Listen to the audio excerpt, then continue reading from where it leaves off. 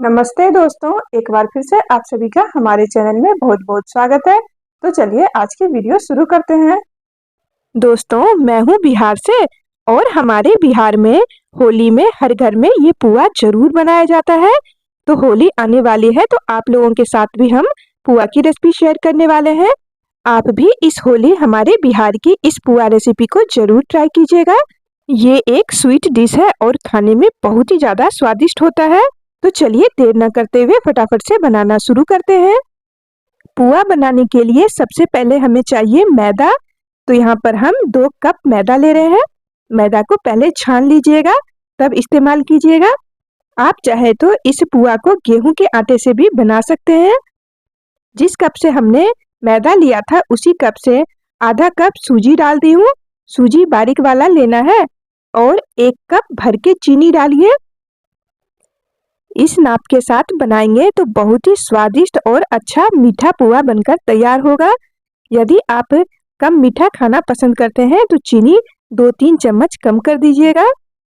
सारी चीज़ों को अच्छी तरह से मिलाने के बाद यहाँ पर अब हम डाल रहे हैं दूध। तो दूध को उबालकर रूम टेम्परेचर पर ठंडा करके तब इसमें डालना है। गरम या गुनगुना दूध नहीं डालिएगा और कच्चा भी दूध इसमें नहीं डालना है। दूध थोड़ा थोड़ा डालते जाइए और सारी चीज़ों को मिलाते जाइए। अभी हमने 1 कप दूध डाला है और ये दूसरा कप डाल रहे हैं। थोड़ा थोड़ा डालते जाइए और मिलाते जाइए।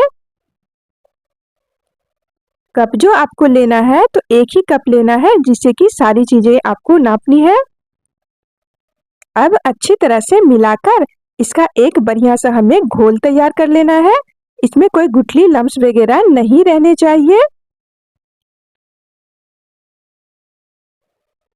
सारी चीजें दूध के साथ मिक्स हो गई है।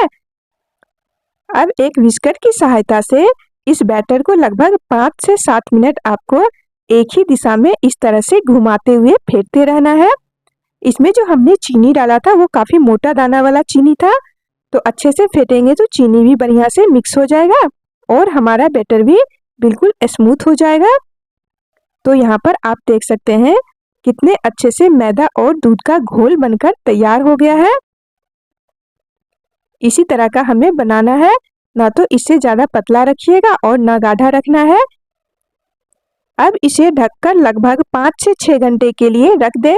हम लोग जब इस रेसिपी को होली में बनाते हैं तो होली से एक दिन पहले रात में ही इस तरह से भिगोकर रख देते हैं और सुबह सुबह नाश्ते में हम पुआ बनाकर खाते हैं। जब तक हमारा बैटर सेट हो रहा है पुआ बनाने के लिए तब तक हम यहाँ पर बाकी की तैयारी कर लेते हैं। तो पुआ को स्वादिष्ट बनाने के लिए हमने यहाँ पर थोड़े बादाम, किशमिश, काजू और यहाँ पर थोड़ा सा नारियल का टुकड़ा ले लिए हैं। थोड़ा सा पिस्ता ले लीजिए, 5 से 6 इलायची के दाने ले लीजिए। सभी चीज़ों को बारीक बारीक काट लीजिए और इलायची का पाउडर तैयार कर लेना है। नारियल को कद्दूकस कर लीजिएगा और साथ ही इसमें हम डाल रहे हैं आधा चम्मच सौंफ। सौंफ हरा या फिर इस तरह का आप कोई भी सौंफ ले सकते हैं। सौंफ पुआ में जरूर डालें, स्वादिष्ट पुआ बनकर तैयार होगा। दोस्तों, अगली चीज जो पुआ में डालना है वो है केला। केला लेना जो है वो थोड़ा ज्यादा पका हुआ डालिएगा। 2 कप मैदा है तो 2 केला डालना है। जितने कप आप मैदा बढ़ाते जाएंगे उतना केला बढ़ाते जाइएगा। केला को छीलकर छोटे छोटे टुकड़ों में काट लीजिए और इसके बाद मिक्सी के जार में डालकर और उसमें थोड़ा सा दूध डालना है, लगभग 3 से 4 चम्मच, और मिक्सी में डालकर चलाकर बढ़िया सा पेस्ट तैयार कर लीजिए। आप चाहे तो हाथों से भी केला को अच्छे से मैश करके डाल सकते हैं, पर मिक्सी में इस तरह से कीजिएगा तो बहुत ही आसानी से इसका पेस्ट बन जाता है। कोई गुठली वगैरह नहीं रहते हैं। दोस्तों, पुआ के लिए जो बैटर बनाया था लगभग 5 घंटे के लिए हमने इसे ढककर छोड़ा था। 5 घंटे होने के बाद ही इसमें आपको सारी चीजें डालनी है। हमने केला वाला पेस्ट डाल दिया, आधा चम्मच सौंफ डाल दिया और जो भी ड्राई फ्रूट्स लिए थे उस सबको बारीक बारीक इस तरह से काट कर सबको डाल देना है। ध्यान रखिएगा केला, ड्राई फ्रूट्स और इलायची का पाउडर वगैरह, नारियल का पाउडर जो डालना है जब पुआ को हमें तलना है तभी डालिएगा। तो यहाँ पर हम इलायची का पाउडर भी डाल दिए हैं। अब सभी चीजों को मिलाकर लगभग 2 से 3 मिनट के लिए फिर से अच्छे से फेंट लेना है। तो यहाँ पर बैटर जो है ये थोड़ा गाढ़ा दिख रहा है हमें, तो यहाँ पर 3 से 4 चम्मच दूध डालकर बैटर को थोड़ा सा पतला कर लेना है। बहुत ज़्यादा पतला नहीं कीजिएगा। तो आप देख सकते हैं यहाँ पर इस तरह का बैटर होना चाहिए। जैसे ही हम तेल में डालें तो ये खुद ही फैल जाए, इतना इसे पतला करना है। इससे ज़्यादा पतला रखेंगे तो तेल में इसे जैसे ही डालेंगे वो फैल के बिखर जाएगा, पुआ नहीं बनेगा। और बैटर ज़्यादा गाढ़ा रहेगा तो मोटा मोटा पुआ बनकर तैयार होगा। तो चलिए अब हम पुआ को तल लेते हैं। उसके लिए यहाँ पर हम घी का इस्तेमाल कर रहे हैं। आप घी या फिर रिफाइंड ऑयल में पुआ को तल सकते हैं। घी को अब गर्म होने दीजिए। घी गर्म हो जाने के बाद एक चमचे में बैटर लेकर और इस तरह से आराम से गिराते जाइए और इसके बाद इसे कुछ देर के लिए छोड़ना है, लगभग 1.5 से 2 मिनट के लिए। फिर ऊपर से आपको तेल डालना है और जब हल्का सा पीछे से सिक जाए तो पलट देना है। पुआ बनाने के लिए इस तरह का पैन लीजिएगा जो कि काफ़ी फैला हुआ हो और एक पुआ जब फूल जाए तभी दूसरा बैटर डालिएगा। यदि आप पहली बार बना रहे हैं तो एक बार में एक एक ही बनाएं, नहीं तो खराब हो सकते हैं। तो यहाँ पर देखिए हमने 2-3 एक साथ ही बना लिए हैं। कुछ बातों का ध्यान रखिएगा तो आपका पुआ भी बहुत ही अच्छा बनकर तैयार होगा।